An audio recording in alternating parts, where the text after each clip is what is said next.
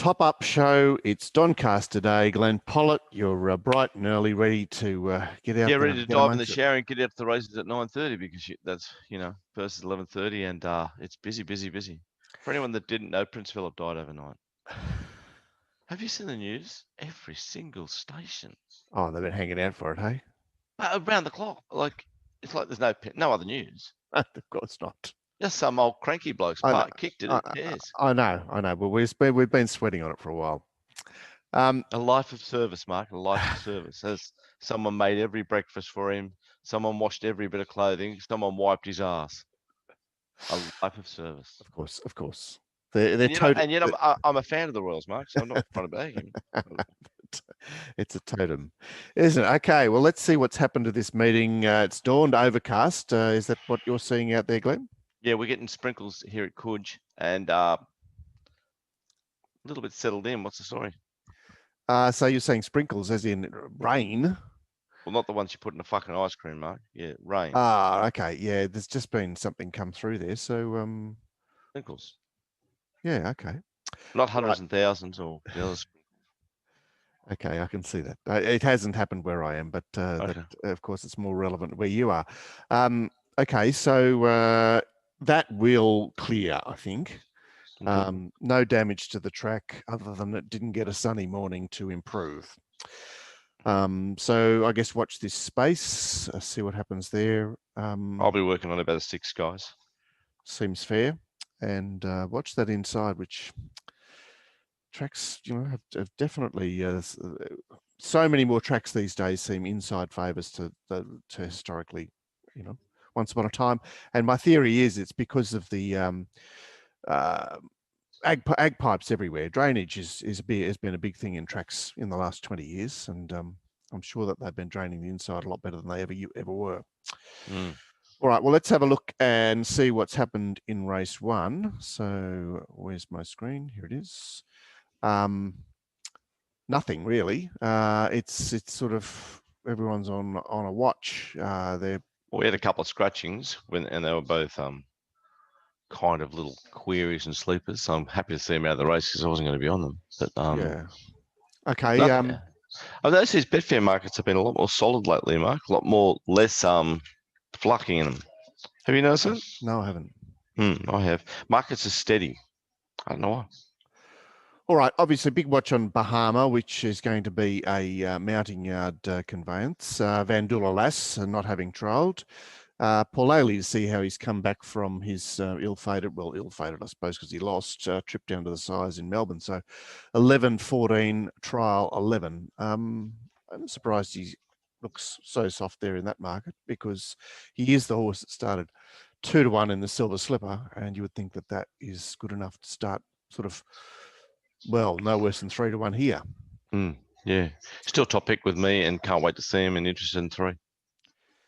Race 2 has the biggest overnight firmer of the day, and that is Kiku. There's 2,500 matched there, and she's no better than 390 fixed.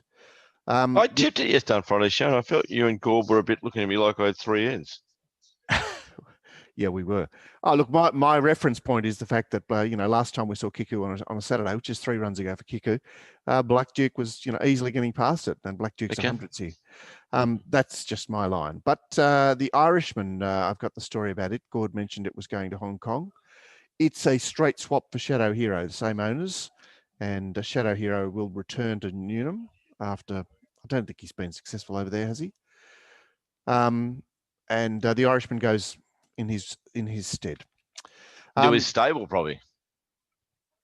Into who? Is it going to swapping boxes?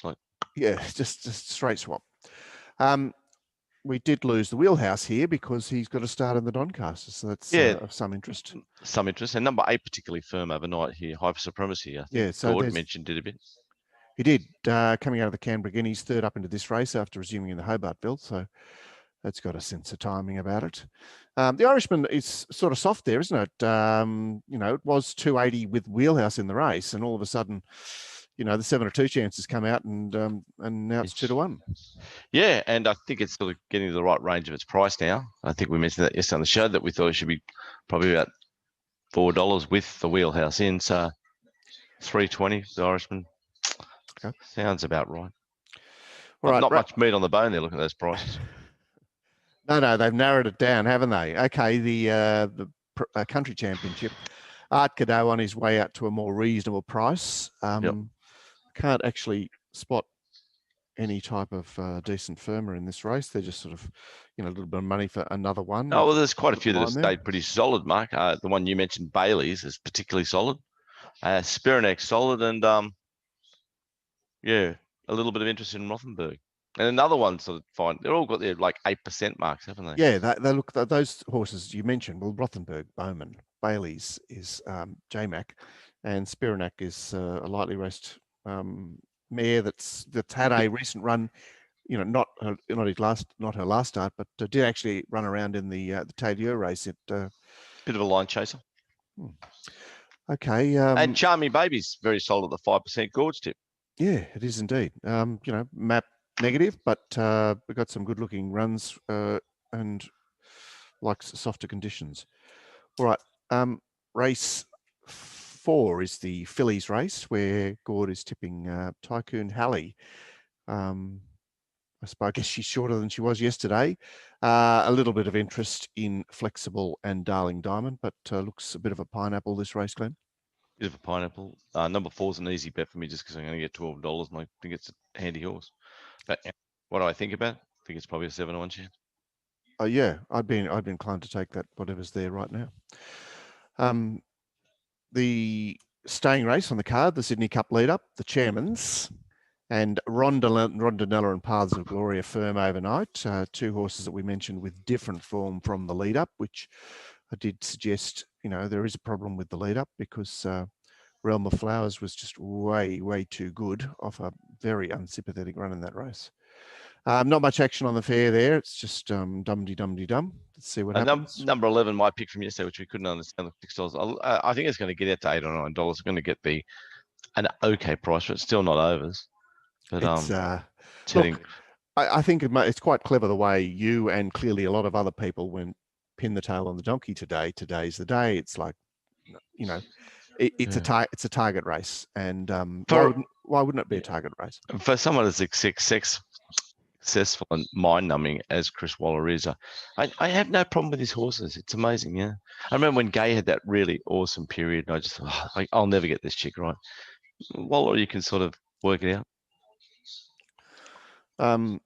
The first of the Group 1s is obviously the sires, and Animo remains at less than yours for theirs fixed.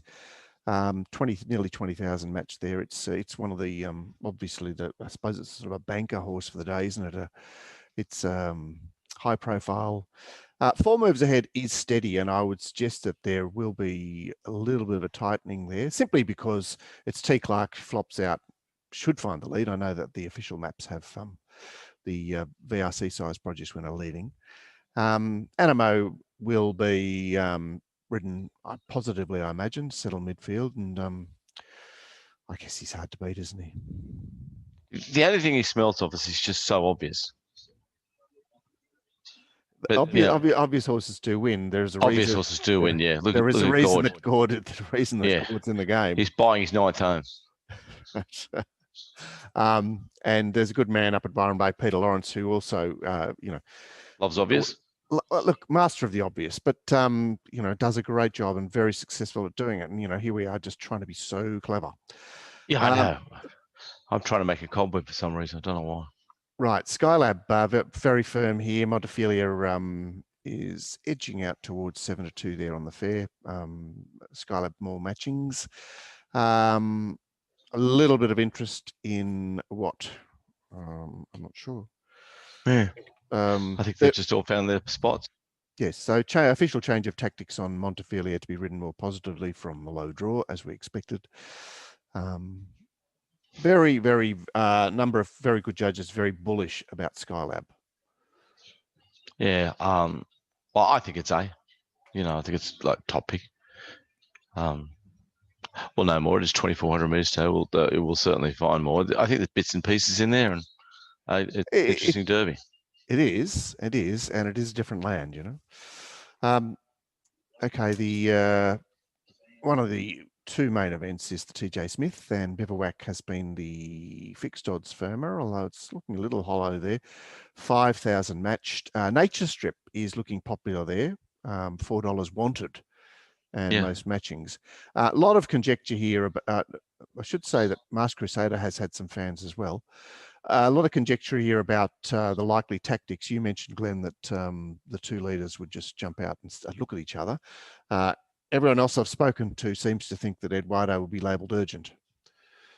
Okay, well, we'll see come race time. It's a key to the race, isn't it? It's key to the race. What position you take on the race depends on which camp you are in terms of how they'll be ridden. The Doncaster, and we won't fit all of these in, so I'll scroll down in a minute. Mugger 2, 4,500 match there, $5 wanted. A little bit of money for Cascadian, which is trading in the low double figures. Yeah, I'm surprised it's so firm. Yeah, for such a complete nonny. Yeah, I mean, it's one of those, old style authentic air types that I can understand some appeal off its last run in the Group 1 right up. I'll be surprised, Mark, if Moonga gets to $9. I've got to say that. There's a fair bit of discussion about the fact that with Robbie Dolan on, it's just likely to be mapped negative. It's, it's 3 wide and maybe the second last bracket there with cover, but just nowhere not in the race. I have a top pick, but I am concerned about that sort of scenario. And I can understand the Mugger 2 fans. There is plenty of Mugger 2 fans out there that just say, well, this horse is a miler, this horse is a soft tracker. H. Bowman is just the perfect picker, he picks his way through the field beautifully on these style of horses. So look, I get that narrative. For me, he hasn't got any substance behind him, as in depth of form, but that's sort of just the way it's fallen. Anyway, cracking race. A good man, Mr. Sportsbet, said to me, no one mentioned the Golden Switch horse, which is Funstar, gate 1 in the lead up George Ryder, out to a position where... Oh, and he's right, we didn't mention that, no. Look, I have marked at $11, and Craig, you'd just love to hate him, but he does bob up in these bloody situations. Williams to ride. Okay, the Nightcap has lost a couple of runners, and Gord's Ruffy Geist has had some support into $26 fixed. Never Talk remains our favourite. A little bit of money for Macrura. I guess the pattern that's evidenced by the last race will be key to the betting. It's a bit like the race that Seasons won 2 weeks ago, where the pattern was revealed, and so suddenly the horse that was in receipt of the pattern was heavily backed. And this race, the betting on this race will depend on whether it's wide or inside as to where you go. It's a gala, the last absolute gala, and pretty funny Gord's tip there, being so solid. It is. All right, that's a top-up show. Don't forget Dave Dwyer, money back on second and third, I think, in Group 1s. So there's 4 Group 1s today. Up to $50 in bonus bets. You'll get your money back if you bet with Dave Dwyer and you place. What else did I have to say, Glenn? The content, of course, from Racing Rant is it's a gala. It's just gets bigger and bigger every week, doesn't it? 5 shows a week. I think Gord's organised Brody to come on the midweek show next week. So he's front and centre in terms of finding fresh talent that has got good ideas, got good new ideas. So Racing Rant's a community of betting enthusiasts. Like-minded, and most of them cleverer than us. Exactly. That's the idea. So we brought together a community. It's not just us babbling on. You get access to the chat room, which has got all those brainiacs in there. And you get sets from me, obviously, and Mounting Yard Mail, and all manner of things. So you really should be a part. And the most important thing is the first 2 weeks of free, Mark, so you can come along, have a real good see of what we do, and then brush us if you want to. Yeah, mad not to. All right, so I hope Doncaster today goes well for you. I'm hoping it goes well for me. See you out there, GP, and get amongst it. So thanks for watching our top-up show. Bye, guys.